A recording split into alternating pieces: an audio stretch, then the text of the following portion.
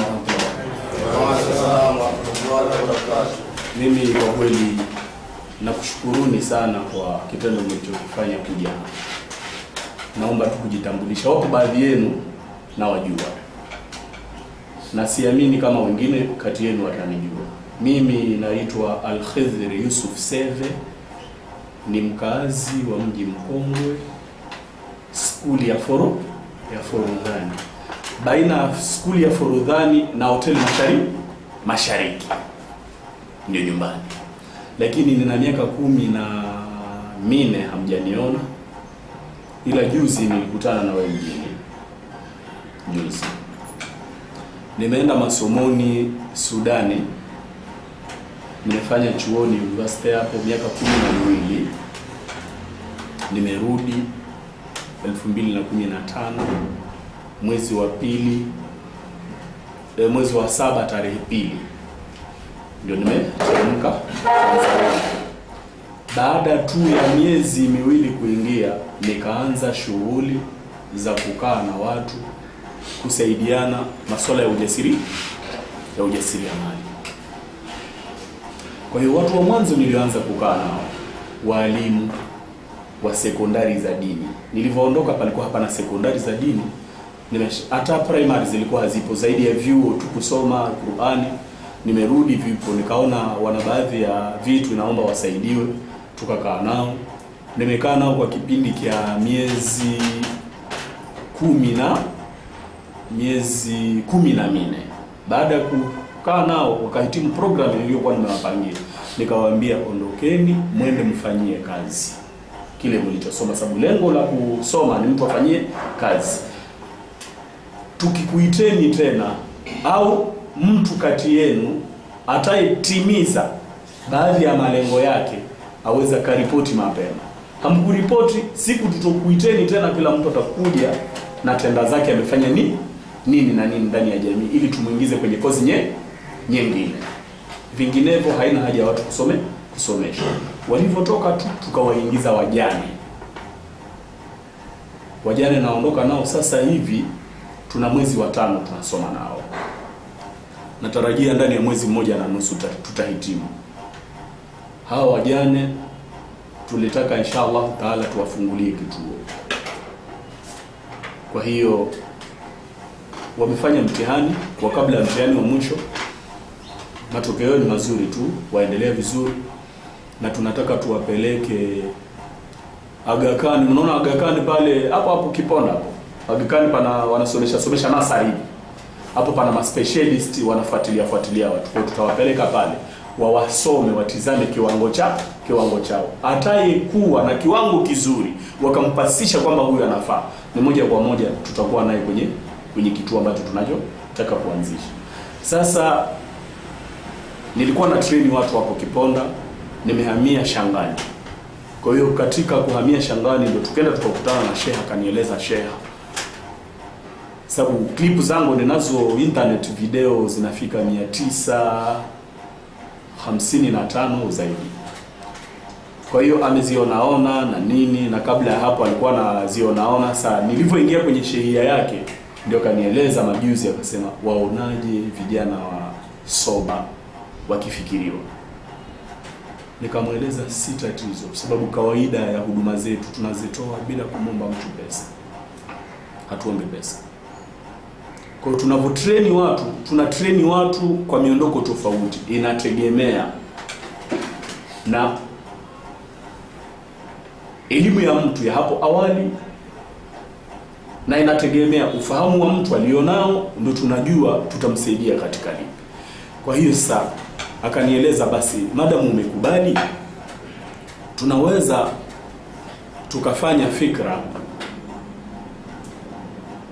tuende soba. Tumekuja na sheha, lakini yametokeza matatizo, wamempigia simu. Kwa hiyo ameingia tu ofisini hapa kujuana na hawa, ameondoka. Najua tena kazi ya usheha ni kama askari muda wote anapigiwa simu, ripoti anaripoti. Kwa hiyo tungekuwa naye hapa kwa kipindi chote. Kwa hiyo nilikuja ziara. Baada ya kuja ziara nizungumze na nyie maneno mawili matatu tubadilishane mawazo. Baada ya kubadilishana mawazo, niondoke tutizame vipi tutakuwa tuna communicate na nyinyi. Sasa niliwasiliana na ofisi yenu hapa kupitia Chost, akatuunganisha, wakawa tayari kwamba tuje tufanye ziara, na leo tulivyozungumza wakasema tunaweza tukafanya masaa zaidi ya moja. Tumekaa, ndio nilikuwa nimeandaa lecture hapa na nikuonesheni baadhi ya watu waliokuwa soba huko duniani wanafanya nini leo. Halafu baada ya hapo tujaribu kufikiria sisi na nyinyi lipi tulifanye tukitoka hapa. Lakini ndio nilikuwa sijaje kutizama hapa ukumbi upoje, ila pale kwetu pana ukumbi tu mzuri. Kwa baada ya muda tutajazungumza na ofisi hapa, nyinyi mtutembelee kituoni kwetu ndio tupate lecture yenyewe. Lakini inshallah huu ni mwanzo wa kujuana, na tunataka kubadilishana mawazo hivi sasa. Kama nilivyokuelezeni, mimi naitwa Al-Khidr Yusuf Seve. Ningependelea japo kujua majina yenu, na pia mimi ninavyokuwa napendelea siku nyingine tutakuja mtakuta nimekuandalieni na kwa nafanya kama nilifanya. Unaandika baadhi ya pointi zako muhimu, sababu kuna maswali inabidi uniulize. Kama ukuandika pointi muhimu, utafikiria utalikumbuka swali lile, utashangaa ikifika time ya nataka kuuliza swali, mwenzako anauliza, wewe umejisahau tayari sababu hukuandika. Kwa siku mtakuja kule kwetu tutakuandalieni kabisa, kila moja awe na nani, sababu wao zikawa na swali la kuuliza. Kwa hiyo mimi kwanza nakushukuruni, sababu niliulizia hawa watu wanapelekwa huko wanafosiwa nini. Kaeleza hapana, hawapo forced. Wale watu hawapo forced, walikaa nao watu, baada ya kukaa nao wakawakinaisha wenyewe wakaenda soba. Kasema hatua nzuri. Tena kumbe soba ni nyingi, sababu sisi tumepotea. Tulitwaja Detroit, tunaenda jikuta baada pameandikwa Trent kule. Wakatueleza Detroit upande wa pili, ndio tukabeki tukaja. Kwa hiyo mimi kwanza nakupatieni pongezi kwa hilo, maana nyinyi ni rasilimali jamii na kuhitaji. Halafu kwa bahati nzuri tu, sijui Allah amekadiriaje, yule aliyebaki mle ni mke wa sheha, lakini yupo ofisi ya rais anashughulikia soba. Umenipata? Ndio sheha alimwambia tuende pamoja na wewe. Kwa hiyo amebaki pale, tulipofika pale akasema mbona sijasikia trend hii, ni mpya hii. Kule ofisini kwetu sijaisikia, ama Detroit naisikia, lakini hajui mpo wapi. Kwa hiyo ni connection nzuri tu, ni watu waelewa. Madam namba ya simu umeichukua pale, hiyo ni mrija kabisa.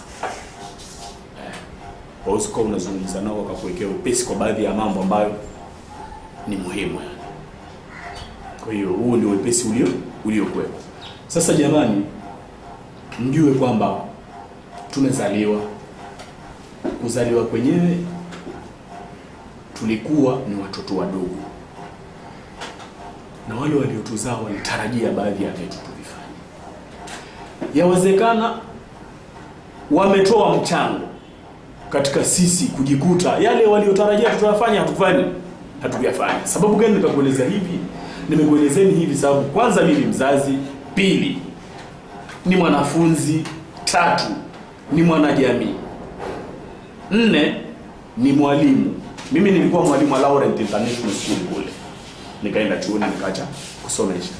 Nimerudi sina fikra ya kwenda kuwa tena mwalimu. Nina fikra ya kukaa na vijana, kuwatoa mitaani wapate kujihudumia badala ya kuwategemea watu. Lakini ni kazi ambayo ni ngumu sana. Ni ngumu sana. Sasa baadhi ya experiences zinaonyesha kwamba wazee waliotuzaa wana mchango fulani, walio wengi wanapelekea sisi tukajikuta tumeingia katika masuala haya ambayo umeamua sasa hivi kuyakimbia. Lakini mwaweza mkanipatia picha hapa, mpo idadi ya watu wangapi kwanza? Na niweza kujibu hili swali. Mpo 25 kambini hapa. Na nimefurahi sana sababu hakuna vijana wadogo.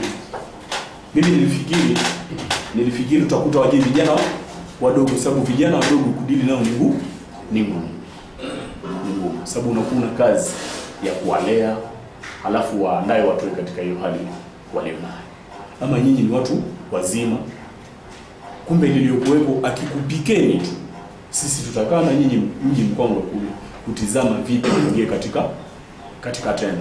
Wapo wengi, Sheikh amenieleza, vijana wengine wamehitimu mafunzo yao ya soba, wanarudi ndani ya jamii, hawana la kufanya. Sasa pana hatari tena, mtu afanye nini? Arudi kwenye mchezo. Mnaliona swala hilo? Sasa mimi tokea siku alivyonieleza Sheikh, nimesita kabisa na program nyingine, sababu nilivyohamia Shangali nilikuwa nataka kuchukua program ya wanafunzi sababu university na watrain wanafunzi. Akitoka, lengo ni kwamba akitoka university, akifika ndani ya jamii asirande na vyeti. Ofisi baada ya ofisi anataka nini? Kazi. Ni mtihani, sababu kazi zenyewe serikali kwanza haiwezi kaajiri watu wote. Serikali zote duniani haziwezi kaajiri watu wote. Hilo kwanza lielewe. Na mtu hawezi kalaumu serikali, tunamaliza sisi vyuo hatuajiriwi. Serikali haiwezi kaajiri watu wote. Moja hilo. Pili, kuna changamoto ya watu kubebana mtoto wa mjomba. Unaona? Sasa tupo kule university, watu hawasomi zile changamoto. Matokeo yake wanarudi. Baada ya kurudi wanazurura mitaani. Na wengine wameingia kwenye masuala haya mnaokimbia. Naje kwani wahitimu wa nini kwa university? Sasa masuala haya nilipokuwa kule chuoni, kwanza hivi fikra ya kukaa na vijana ninayotoka mwaka wa 89. Ni kijana mdogo nasoma form 4. Nilikuwa naanza kukaa na vijana wadogo kwangu kiumri kuwasaidia masuala ya shule. Sasa nilivyoenda chuoni ni kwa ajili ya kupromote, nipate elimu ya kuniinua. Nashukuru alhamdulillah. Nimeenda huko chuoni kama nilivyokuelezea, mimi ni mwanafunzi wa Sheikh Nasr Bachu. Ina maana dini ninayo. Na kule chuoni nimesoma dini, nimesoma mpaka shahada ya kwanza dini. Baada ya kusoma shahada ya kwanza dini, nikasoma post diploma ya uendeshaji na masuala ya ujasiriamali. Baada ya post diploma nikasoma shahada ya pili. Baada ya hapo nikasoma diplomasia, shahada ya pili. Na hivi sasa nazungumza na nyinyi, hata mke wangu na wanangu wote wako chuoni wasoma.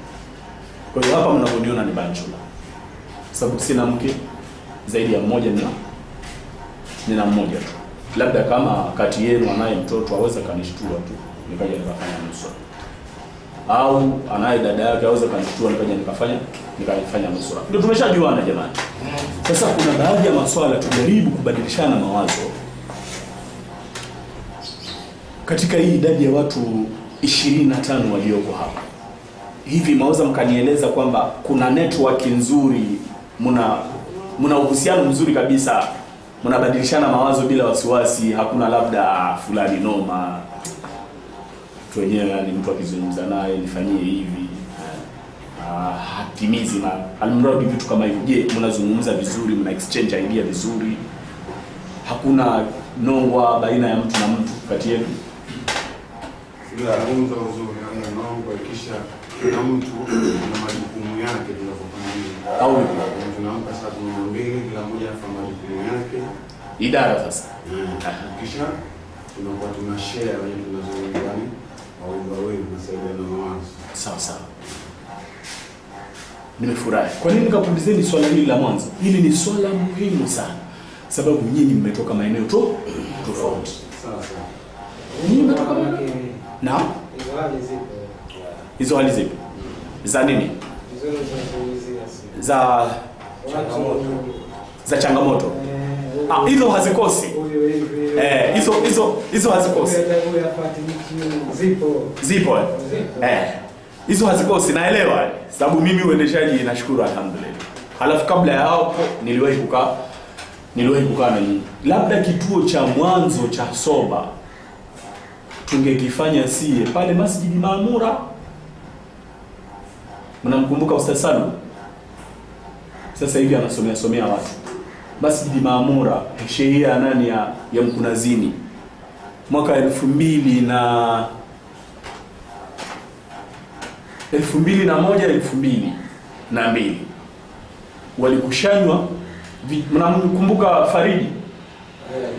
Ustaz Faridi wa pale nani Mwembe Tanga? Au vipi? Natumai hata na wewe siku hii uliwahi kwenda pale Maamura. Pale ni hao masala. Au vipi? Basi hicho labda ndio kingekuwa kituo cha mwanzo cha soba. Mimi nilikuwa nao pale, lakini nikawaeleza soba ni ngumu kuifanya, inaomba vishindo. Kwanza yeye binafsi mtu au aliwahi kupitia soba yeye kama yeye, au anao watu waliopitia soba, sababu hali ni nzito. Kwa hiyo mimi nikawaacha nikaenda masomoni, lakini baada ya muda ilikufa. Nimeshukuru kwamba soba hii. Kwa hiyo sasa mmetoka ndani ya maeneo tofauti. Nimeuliza swali hili kivipi? Mkiwa mna connection nzuri, mnaweza mkawa ni sababu ya jamii kukomboka. Kivipi? Huyu kaskazini, mwingine kusini, mwingine mashariki, mwingine magharibi. Jamani, ndio tumerudi ndani ya jamii. Tumeona kila mmoja ameona hali ya jamii yake katika maeneo yake. Tufanye vipi kuwaokoa hao? Wewe mwenyewe ukaanza kuanzisha kikundi cha kuwakushanya vijana ili watume hapa kwenye kituo cha Detroit. Na mwingine tukawaleta Detroit. Tayari umeshakuwa ni mabalozi wazuri. Kwa hiyo ni jambo la busara. Tena la busara. Muwe kwanza na connection nzuri. Ni muhimu sana. Haya ninayokuelezeni mimi nimeyaishi na nimeona faida zake. Chuoni tumesaidia kuitangaza Tanzania. Sababu activities zangu, unajua university tunatoka nchi tofauti. Chuoni kwetu kuna nchi natoka chuoni zaidi ya 75 zipo hapa. Mimi nimetrain watu kutoka katika nchi karibu 22. Mtu akija kuingia kwenye program yangu na sajili namba zake, na sajili jina lake, na sajili nchi yake, na sajili mji anakotoka. Wamaliza tupo hewani nao WhatsApp. Tupo nao hewani WhatsApp. Watu 320 kutoka ndani ya nchi tofauti. Wanaona activities zangu ninapozifanya. Wengine huko waliko ni bwana wakubwa sasa hivi. Kwa hiyo nina uhakika kwamba nikienda huko, madam alivyoondoka na mimi nimeondoka, tumeendelea kuwa na mawasiliano hadi leo. Kumbe nikienda kwao atanipokea. Kwa hiyo hapa ni pahala pa kufanya connection. Ujitahidi yako yote. Shetani hakosi kuwachezea watu kwamba nongwa msielewane na huyu, lakini jitahidi. Likitokeza lipotezee. Likitokeza lipotezee. Tunapokwenda utamhitaji mwenzako kuliko ulivyofikiria wewe. Sasa kama ukutengeneza uhusiano mzuri na yeye, hata baadaye itakuwa ngumu kumwingia. Tunajua siku ya leo tu, lakini ya kesho tu. Hii ndio inasababisha kila mmoja jitahidi kiasi cha uwezo wake atengeneze uhusiano mzuri na mwenziwe. Hilo tunakuombeni kwanza. Na uhusiano mzuri uliokuweko kwanza, kwa uchache utoke kituoni hapa ukiwa una uhusiano mzuri na kitu. Kwa nini nakueleza hivi? Ukitoka una uhusiano na kitu, sisi huko tunapokwenda hatutotosheka na wewe tu ukija mtaani. Baada ya kukujua vizuri kwamba unafaa kufanya jambo, tutarudi tena hapa kituoni. Hebu tuelezeni hasa uhalisia wa jambo. Uaminifu wake uko vipi?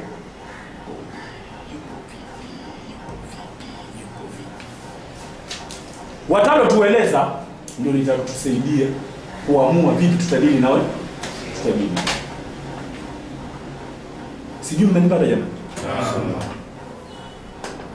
Mimi nipo. Waniona leo.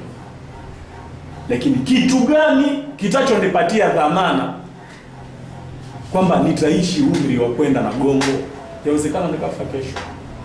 Sasa huoni kwamba hizi harakati ninazozifanya hivi tukiwa tupo jirani na wewe, nadondoka na wewe ukasema hapana, sisi tunafanya nini?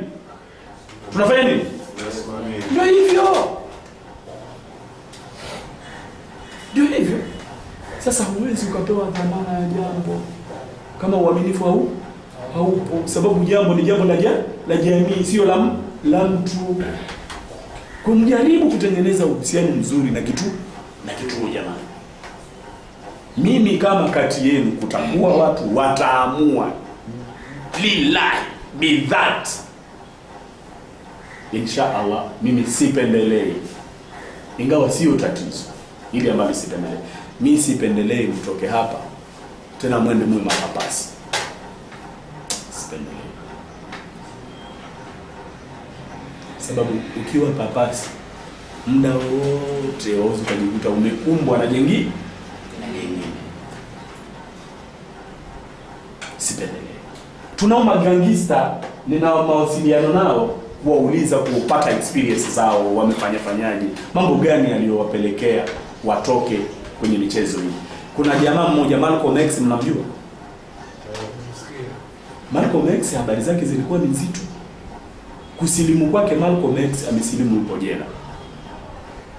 Kitu kilichompeleka jela, madawa ya kulevya, akitumia na akiuza. Akashikwa, akapelekwa jela. Malcolm X alikuwa ni mwizi. Kwenye hadhara hivi anakuja na kiwembe. Akigusa mfuko umetuna, hataki kujua nini, anachana kwa kiwembe vitu vidondoke, atoke na ndio maisha yake yalikuwa. Akajikuta yuko jela. Alipofika jela akakuta kuna Waislamu, wakamlingania. Malcolm X akalinganika, akaanza kusomeshwa huko. Akatoka jela anajua kusoma Qur'ani, akatoka jela anajua kusoma hadithi. Wakashangaa na maliza kufanya kazi kutumikia kifungo, anarudi ndani ya jamii ndo anaanza kufanya dawa. Leo hii Malcolm X marais wanamtembelea kwa fikra zake. Duniani watu wanaendesha nchi kwa fikra za nani? Za Malcolm X. Alipomtuaunga. Sasa tizama, yule ambaye anayedharauliwa leo ndani ya jamii yetu hii, si mtuaunga, mnasemaje? Lakini ndio huyo Malcolm X wanamtumia marais kuendesha nini? Kuendesha nchi. Usijidharau, hapana. Ni bahati mbaya huko kuingia. Na hakuna mtu anayependelea ingia huko, hapana. Ndio maana nikakueleza mimi sipendelei hata mmoja wenu akirudi aende kwenye au papasi. Ni mtihani muda wote aweza akafanya jingine. Kwa hiyo sisi katika programu yetu tunatizama hobi ya mtu anataka nini. Mambo mengine tunamuomba bora usiende. Ungeenda pengine. Aking'ang'ana si tatizo. Aweza kaweko huko. Lakini akaandaliwa mazingira asizame zaidi. Na kuna wengine tunawachukua wanaeji ndogo. Tukawashauri rudi shule. Akarudi shule, akajiendeleza. Na sasa hivi alhamdulillah Tanzania kuna mtaala wa elimu ya watu wazima. Kumbe sio lazima mtu awe mdogo. Aweza akashauriwa mtu akajipapatua, akaingia shule, akapiga kitabu na mambo yakawa sawa. Mimi ninao wanafunzi hawa watatu, lakini bahati ni wa kike. Wamekuja university, watu wakawalaghai kwamba tunakwenda na nyinyi tutakutafutieni shule. Wakachukua pesa kwa wazee wao. Walipofika huko mambo yalikuwa sio mazuri. Basi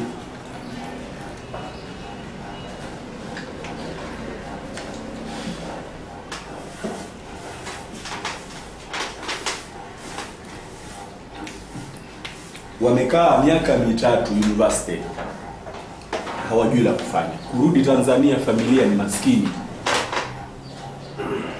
kupeleka kutuma nauli ni mtoto arudi. Watoto wa kike hawezi wakaje kwa magari. Nikakaa nao nikawaeleza,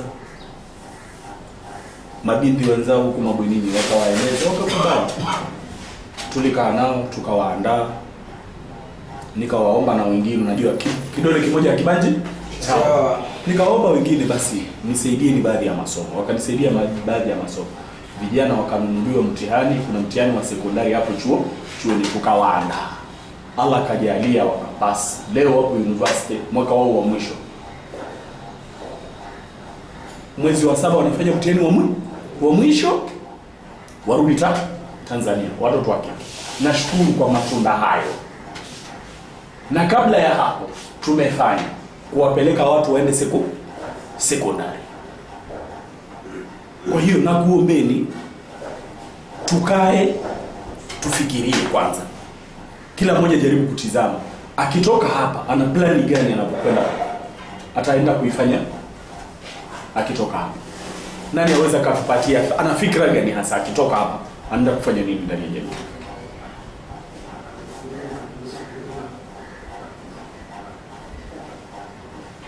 Mkuu, mtaala wao hapa wanakaa miezi mingapi? Hapa nataka kufanya program na Chris japo kwa miezi 6-7 miezi 6-7, yani akitoka mtu mapema ni 6. Akitoka kwa kuhitimu vizuri umeridhika naye ni 7. Je, hakuna baadhi ya wengine ikapindukia siku hizo? Wapo. Kwa hiyo ikipindukia siku hizo unawakinaisha vipi kwamba wabaki wakati wanaona wenzao wanaondoka? Kwa ngumu sana kwa sababu wengine watu wengine wanakwenda kama hivyo. Baada ya kazi ya mpanga nini mkono tunataka kufanya. Sasa nyingine unapokuwa anaweza katoka ndio mtu hata bila taarifa yoyote au bila kuongea nini atafanya kitu. Ni kama hivyo unakuwa. Si vizuri vitu kama hivyo. Of course, sababu atupendezee kwa sababu ataona mpende mtu leo anatoka katika treatment alafu yupo wapi? Yupo wapi, anaenda kushirikiana nini, watafanya ataishi vipi? Sahihi. Challenge. Sasa hizo challenge ndio ambazo nilitaka tujaribu kubadilishana mawazo. Lakini challenge ili uisome vizuri challenge ni kwanza uwe na vision fulani, una plani gani? Baada ya kusoma una plani gani, ukaanza kusoma vitu viwili. Fursa na changamoto. Ukatizama fursa unazo kiasi gani na changamoto unazo kiasi gani, ukaziweka kwenye mzani. Changamoto zikizidi kuliko fursa ya hilo jambo na ulikusudia, basi ujue pana kazi kubwa ujipanga. Fursa zikizidi uzito kuliko changamoto, basi haijambo utachukua muda mdogo kulifikia hilo jambo. Lakini hivi mnatarajia, mnavyohisi ni mambo gani yanompelekea hasa mtu aingie kwenye masuala ya au ya drugs kwa jumla? Nani anaweza kanipatia hili swali? Jawabu. Katika swala la kwanza kuingia masuala ya drugs, unapokuwa kila mtu vile katika maisha yake inapompelekea basi anakuwa katika masuala ya drugs. Sometimes wengine masuala ya family pia yanaweza sababisha pia kuweza kutumia. Ni sahihi, nimeliashiria hapo nilipoashiria kwamba wazee wengine wanachangia ni family. Ndio. Sometimes kuna maisha pia vile mtu pia anaweza kumchangia kuweza kuingia katika drugs. Tunakuwa tunaingia katika njia tofauti. Hatuwezi kuingia katika njia moja. Kila mtu ana njia yake. Lakini hivi vitu viwili ulivyoviashiria ndio kiini. Maisha ya mtu anataka ainuke au masuala ya family. Mmenipata? Na ndio maana nikakuelezeni kwamba kwanza muwe na connection nzuri. Sababu mkiwa na connection nzuri, tallahi tunaweza tukawasaidia watu kukupitia nyinyi. Sababu hao walioko huku tukasoma fulani ana tatizo na familia. Tumeelewana? Tukaanza kumfanyia ziara kabisa, kumzingira ili asijikute kwamba anataka kutatua tatizo lake akaingia kule. Fulani ana tatizo la maisha, tukaanza kumzingira. Sasa tizama, tuchukue mfano wa tatizo la maisha. Tuanze kwanza mfano wa tatizo la nini? La family. Tuchukue mfano wa tatizo la maisha. Mara nyingi wengi, si nimekuelezeni Malcolm X au marehemu, ni kwamba yeye alikuwa anauza, na maana alikuwa anapata alikuwa anataka pesa. Lakini hivyo jamani, hakuna njia nyingine ya kupata pesa ila mtu apitia drugs. Zipo njia nyingi. Tumeelewana jamani?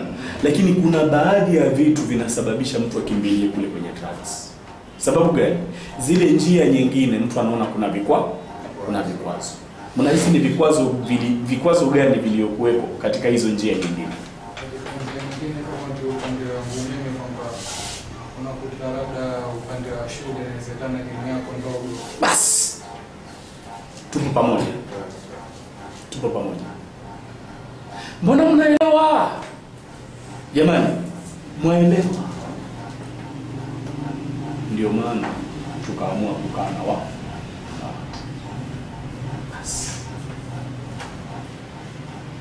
Sasa elimu ya ujasiriamali ilikuwa duniani ipo, lakini haikuwekwa maana. Nani aweza katueleza ujasiriamali ni nini alivyouelewa yeye?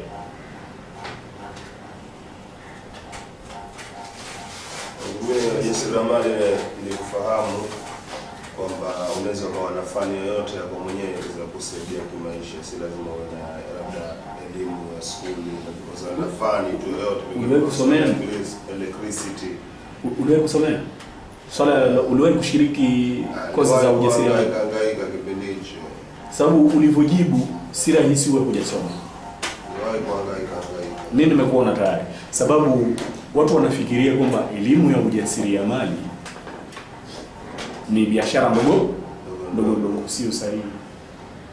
Elimu ya ujasiriamali sio biashara ndogo.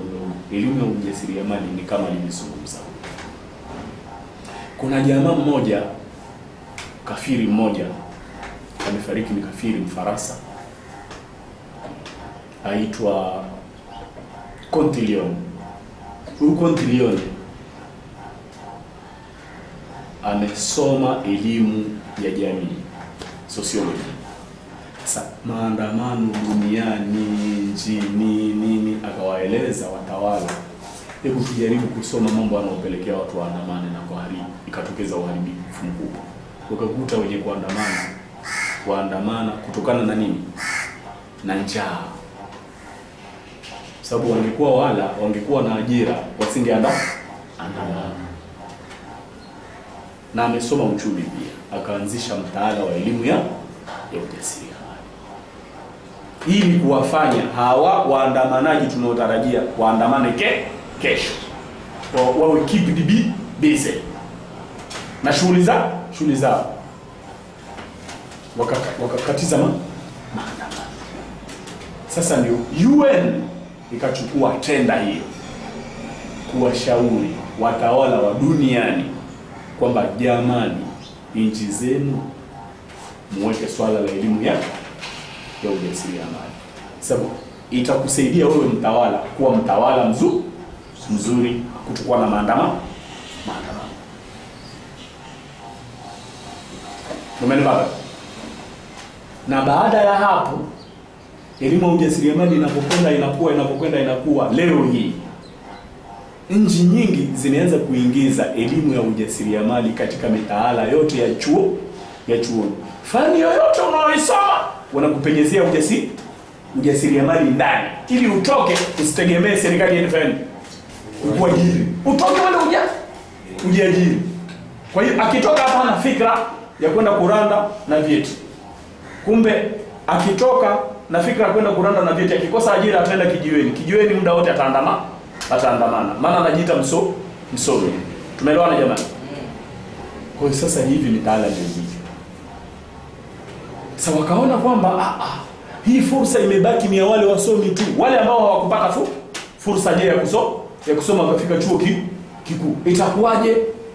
Umenielewa jamani? Na kwani hawataki kuhudumiwa? Watu wanataka. Ndio ukatengenezwa mtaala mwingine. Ni ule lakini kwa formula ya kumbeba mtu wa chini. Umenielewa jamani? Ndio ukaona sasa leo watu wakaeneza ujasiriamali.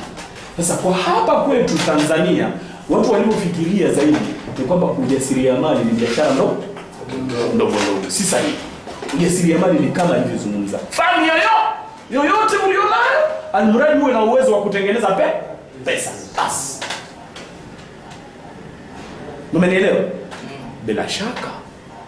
Bila shaka uwe na uwezo wa kutengeneza pesa kwa ajira halali. Kwa nini nikasema kwa ajira halali?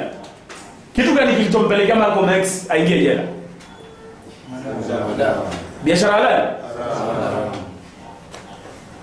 Pesa atengeneza au kwa anatengeneza? Anatengeneza. Tumeelewana jamani? Ndio hivi. Na sote ni ndugu. Sote ni ndugu. Umepakiana na Muislamu, umepakiana na ambaye si Muislamu. Mtu kuitwa kafiri sio kwamba ametukana. Sio matusi. Kafiri ni maana kwamba hakupokea ujumbe wowote aliopewa. Ndio maana kafiri ni Kiarabu. Kabla hatujasoma tulikuwa tunafikiri kafiri ni matusi. Si matusi bwana. Tunaenda Uarabuni tukasoma tukaelewa Kiarabu. Kumbe kafiri sio matusi. Sasa sisi tuna program. Lakini inaomba mtu awe na subira. Unajua kwa nini nimemuuliza mkuu pale, mnachukua hapa mtaala wenu mnachukua siku ngapi? Ni kutaka kutizama mnahimili au hamtuhimili. Sababu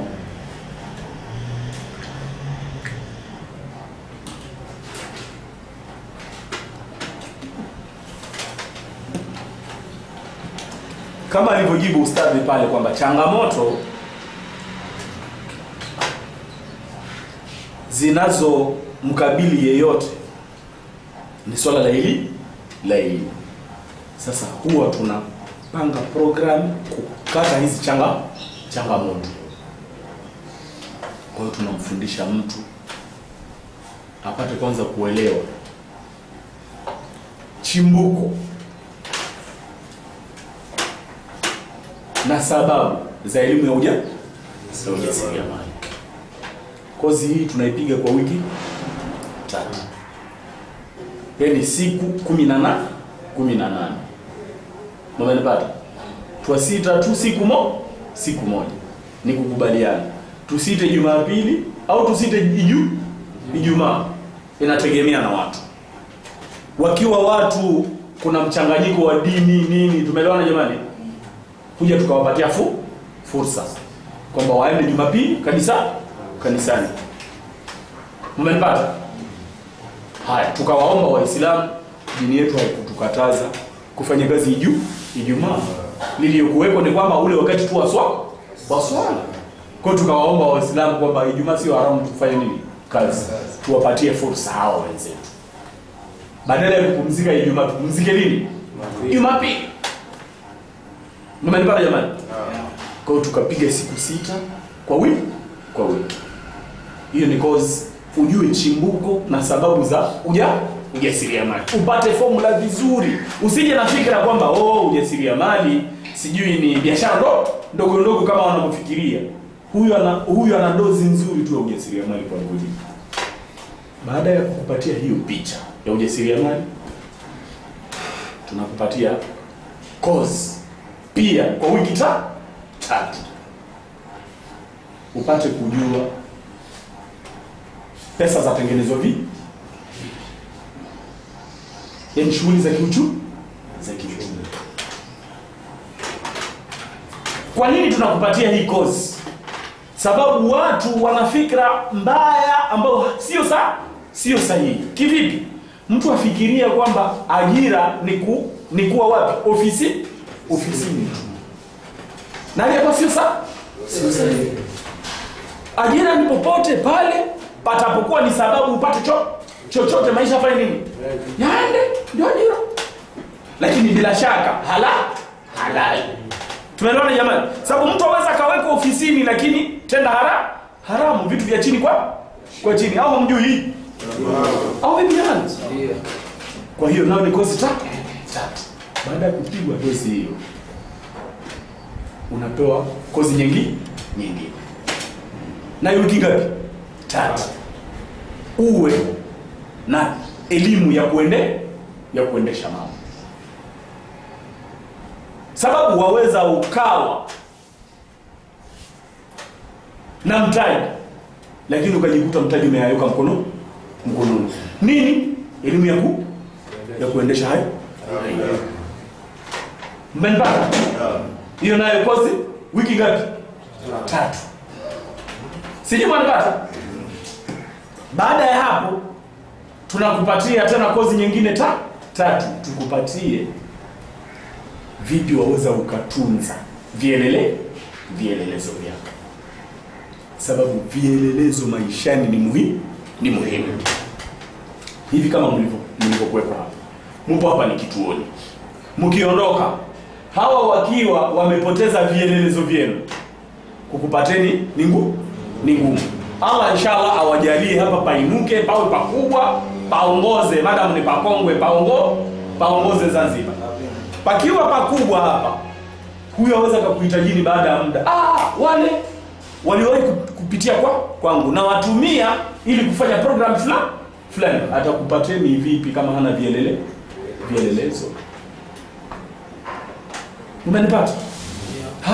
Leo tukitoka hapa, nikitoka kaja mchikaji bana ustadi mmoja amezungumza nini? Mara umesahau.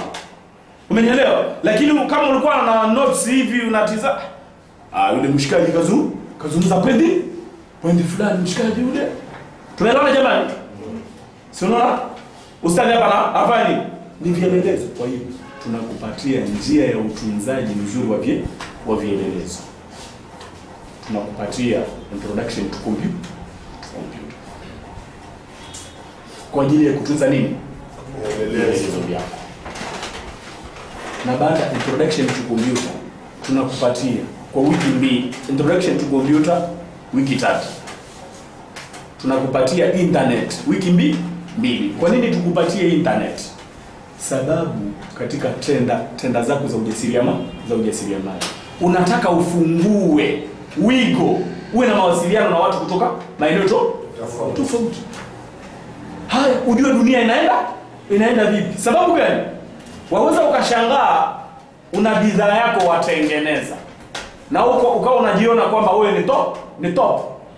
Kumbe kuna mwingine upande wa pili ameshagundua tenda nzuri ya kutengeneza bidhaa kuliko ya kwako tena kwa bei rahisi. Wewe una nini? Una habari. Na ameweka habari wa internet, watu wanaziona, kumbe wateja wako anawachukua, anawapeleka kwake. Wewe utaendelea kutengeneza na formula hiyo. Kumbe yule anatengeneza bidhaa bora kuliko wewe tena kwa bei rahisi. Hutojua. Kwa hiyo utajikuta umeingia hasara. Kumbe ukijua internet, waweza kupata habari kwa upe. Sasa haya mambo yanaomba mtu ajiandae kabisa ya kutosha. Na baada ya mtu kuhitimu vizuri, tumeona kwamba ana mwelekeo. Umenielewa jamani? Tunampatia elimu nyingine. Ufungaji wa mikataba. Sababu huepuki kufunga mikataba nao. Hapa ulipo. Hapa umeingia ni mkataba. Ukioa ni nini? Ni mkataba. Hata pale maskani pale kijiweni watu hawaelewi, lakini ni nini? Ni mkataba. Utaona wameandika sijui Lebanon Brothers pale Josco na pale kona. So maandika Lebanon Brothers. Yawa wale watu wenye kutokea Mshelsherini kule nao wana maskani yao nyingine. Ukitoka Lebanon unaingia Mshelsherini unaleta mambo yako ya Lebanon na kuambia huko hapa sipo. Ni nini hiyo? Ni nini? Mikataba. Kwamba hapa hatuna miondoko hiyo. Mshikaji huko.